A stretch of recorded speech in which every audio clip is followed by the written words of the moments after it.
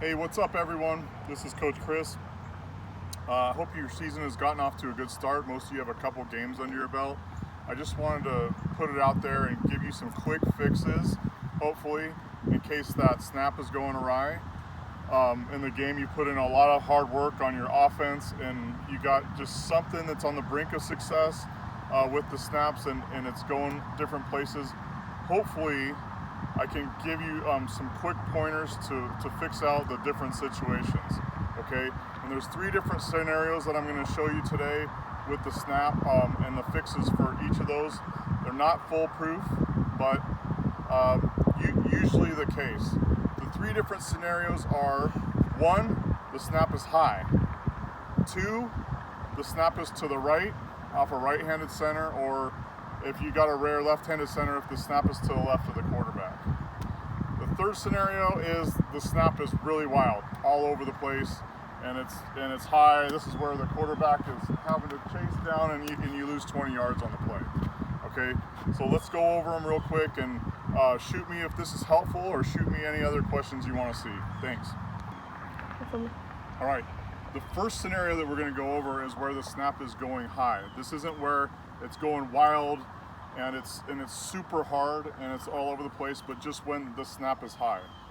This is most likely happening because the center's butt is coming up and it's changing the trajectory of the snap. So the center's butt is rising and it's coming up. Okay, now why this is happening is a couple different cases that I've seen. Okay, it's because the center wants to raise his butt because he is tired, okay, and the strength isn't in the legs. So he's either tired because just not in good enough shape, it's the beginning of the season, and his leg strength is failing him, and he wants to just raise up because it's more comfortable, and so the snap is going to go high and over the quarterback's head.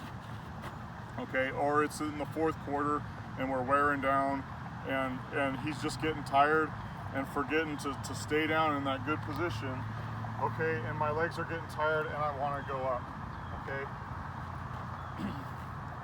The second reason that this could be happening, again, it's because the butt's going up, but because your center has a stance that is what I call knees over toes, so it's creating stress and putting all the weight right here on the quads. As you can see, this probably looks a little bit awkward.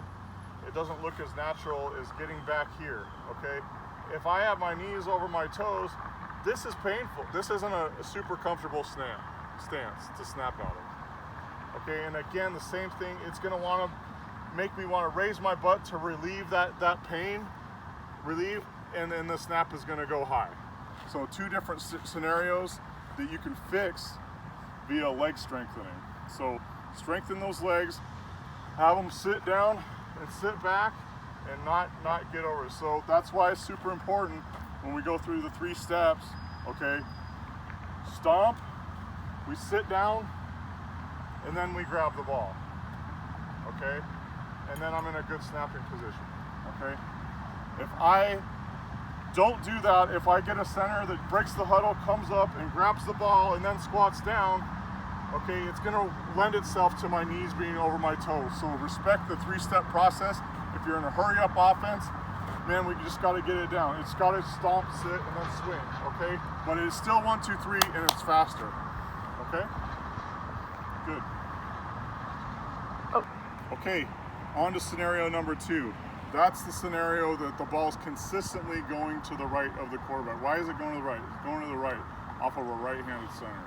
Or if you got that more rare, which I do right now, left-handed center, it's heading off to the left consistently to that side of the quarterback.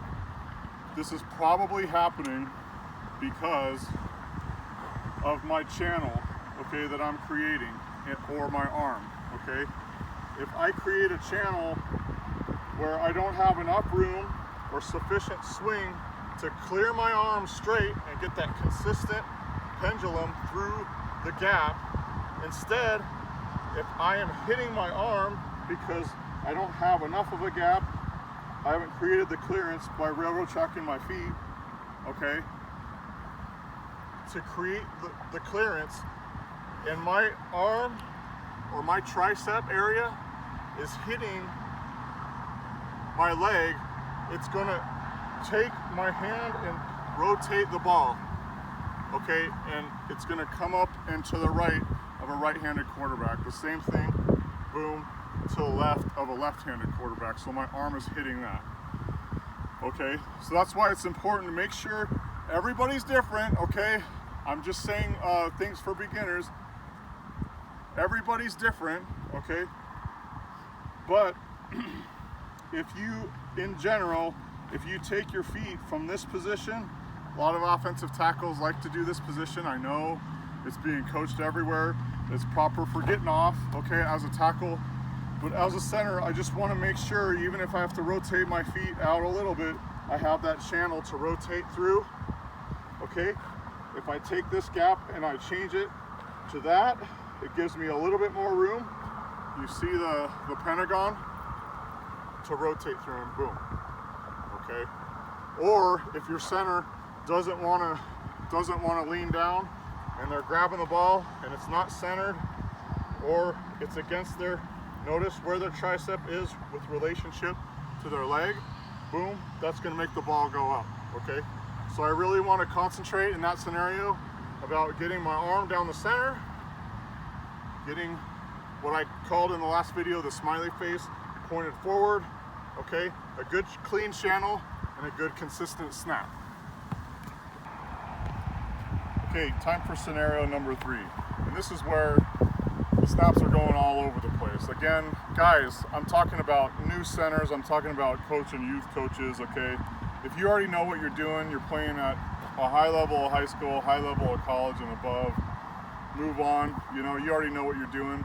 But I'm talking about getting coaches tuned up and starting with centers from scratch at the youth level, okay?